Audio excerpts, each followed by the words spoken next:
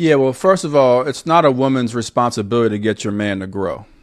So that's a code word or code phrase that women use when they don't want to do the work to change themselves, and they want somebody else to do the work. So you chose to be with this man. You see what I'm saying?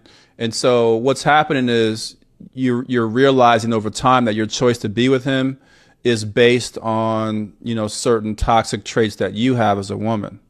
And you're seeing those things come out in the relationship. So for example, the man has bad communication skills, has always had bad communication skills, yet you still choose to be with him. Or the man's not spending time with you, or making efforts to do special things, yet you're still choosing to be with this man. You're still attracted to this person. You still want him in your life. So what happens is the women over time, they see like, you know what, I chose to be with somebody and there must be some kind of trauma response, some kind of trauma bond with this man, right?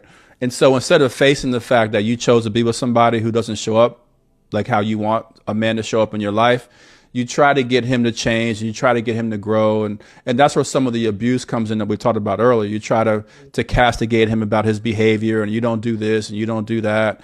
No, the real issue is you chose to be with a man based on your early childhood traumas.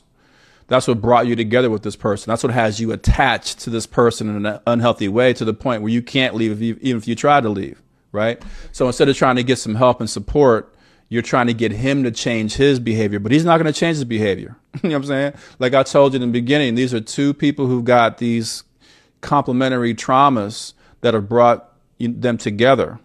And so what the women try to do is try to get him to grow and change and try to teach him how to be better and all that kind of stuff. And that's not the issue. The issue is you.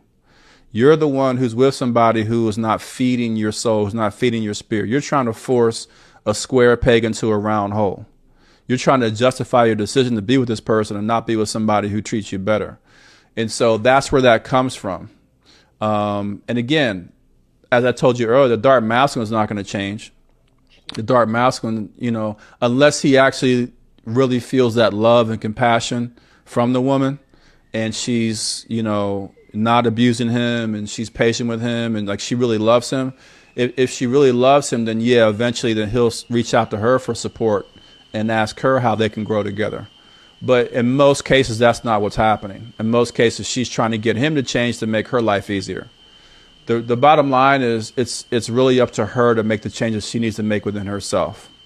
If you want this relationship to be different, then you need to make certain changes within yourself.